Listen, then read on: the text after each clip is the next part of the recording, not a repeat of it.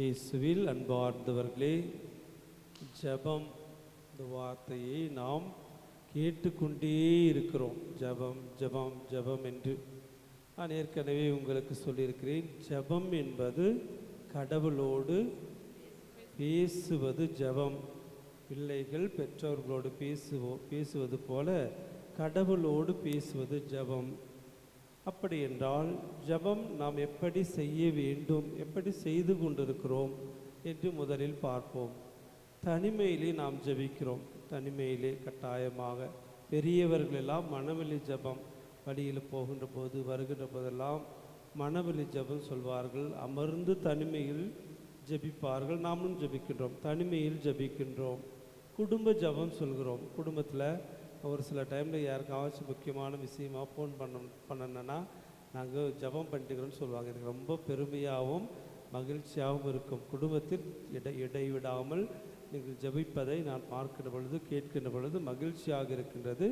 குடும்ப ஜெபம் நாம் சொல்லுகின்றோம். அன்பியத்தில் ஜெபம் சொல்கிறோம். ஒரு குழுவாக இணைந்து அன்பியத்தில் நாம் ஜெபிக்கின்றோம். இறை வார்த்தை பகிர்கிறோம். அனைவரும் இணைந்து ஜெபிக்கிறோம். ஆலயத்திலே நாம் எல்லோரும் இணைந்து ஜெபிக்கின்றோம். ஆக ஜெபம் நாம் இவ்வாறாக மாற்றிக்கொள்கிறோம். எப்படி ஜெபிப்பது, எப்படி ஜெபிப்பது? நாம் ஏற்கனவே சொன்ன பேசுவது, சும்மா பேசிட்டே இருக்க முடியாது அல்லவா?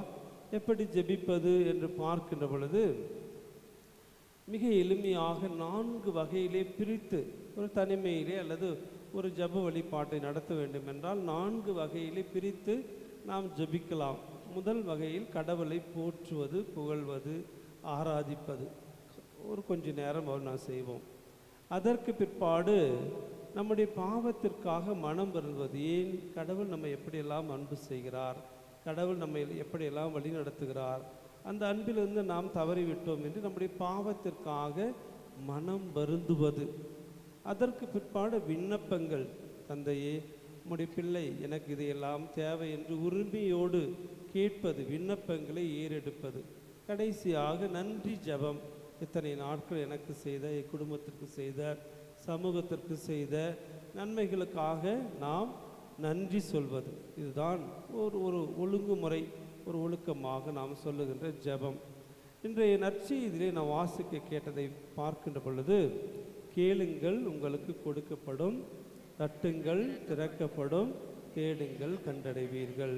முயற்சி செய்து தொடர்ந்து நீங்கள் கேட்டுக்கொண்டே இருங்கள் என்று. நம்முடைய ஜெபம் கடவுளால் கேட்கப்பட வேண்டும் என்றால் நாம் என்ன செய்ய வேண்டும் என்று நாம் கொஞ்சம் சிந்தித்து பார்ப்போம். பல வேளைகளில் நம்முடைய ஜெபம் கேட்பதில்லை. கடவுளே உனக்கு கண் இருக்கிறதா என்று நாம் சொல்வதையெல்லாம் பார்க்கிறோம். ஏன் நம்முடைய ஜெபம் கேட்கப்படுவதில்லை என்ற இறை வார்த்தை அதற்கு விளக்கம் கொடுக்கின்றது.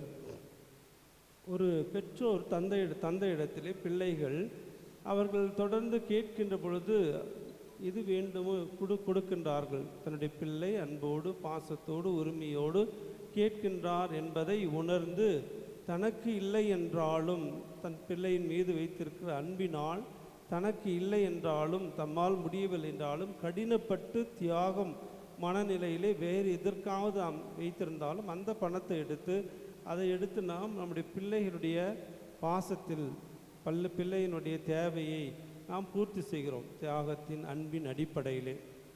இதை சொல்லி இன்றைய இறை வார்த்தை என்ன சொல்கிறது என்றால், கடவுளுடைய அன்பு அதைவிட அதிகமானது.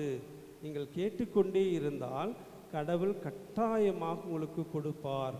எனவே விடாமுயற்சியோடு நீங்கள் கேட்டால் கடவுள் உங்கள் மீது மிக அதிகமான அளவு கடந்த அன்பை வைத்து உங்களுக்கு கொடுப்பார். அப்படி கொடுப்பார் என்பதை எப்படி உறுதி செய்வது என்று நற்செய்தி வாசகத்தில் கடைசி வார்த்தை சொல்கிறது.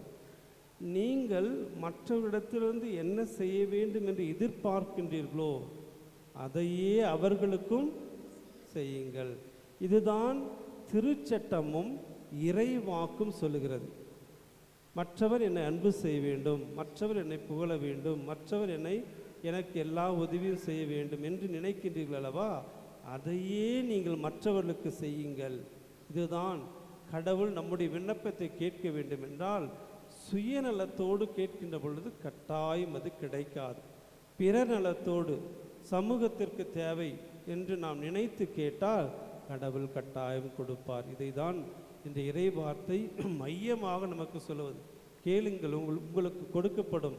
சுயநலத்தோடு அல்ல, பிறர் நலத்தோடு. இந்த சமூகம், குடும்பம் எல்லோரும் நன்றாக இருக்க வேண்டும் என்று எப்பொழுது நாம் கேட்கின்றோமோ அப்பொழுது நம்முடைய ஜெபம் கட்டாயம் கேட்கப்படும்.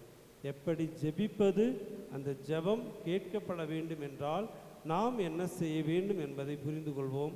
அதற்கான வரத்தை திருப்பலியிலே மன்றாடுவோம். ஆமென்.